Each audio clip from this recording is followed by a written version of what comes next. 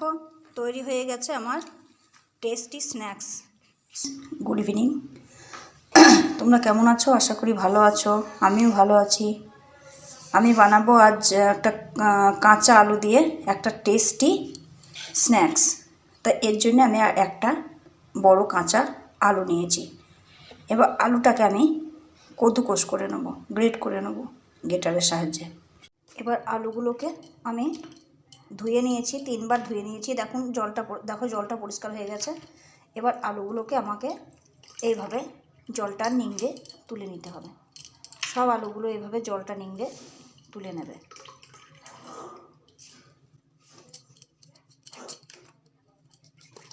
জলটা আমি নিংড়ে তুলে নিলাম।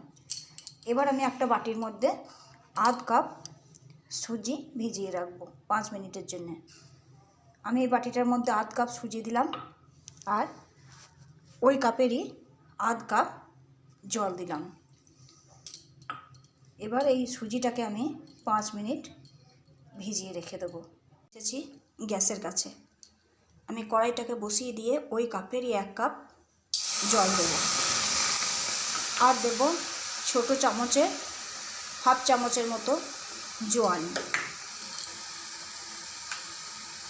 হাফ চামচ জিরে, আর দেব হালকা তেল।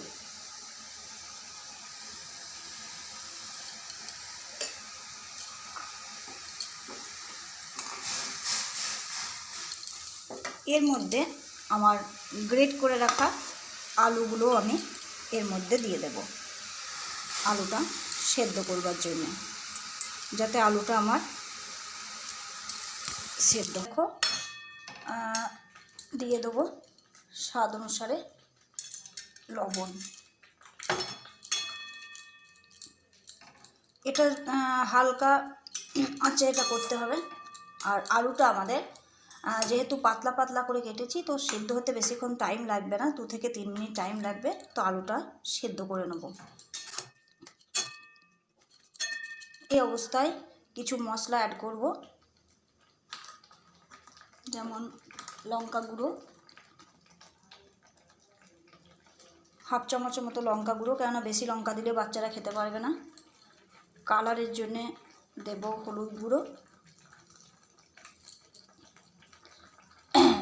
দেব জিরে গুঁড়ো হাফ চামচ, আর দেব গরম মশলা।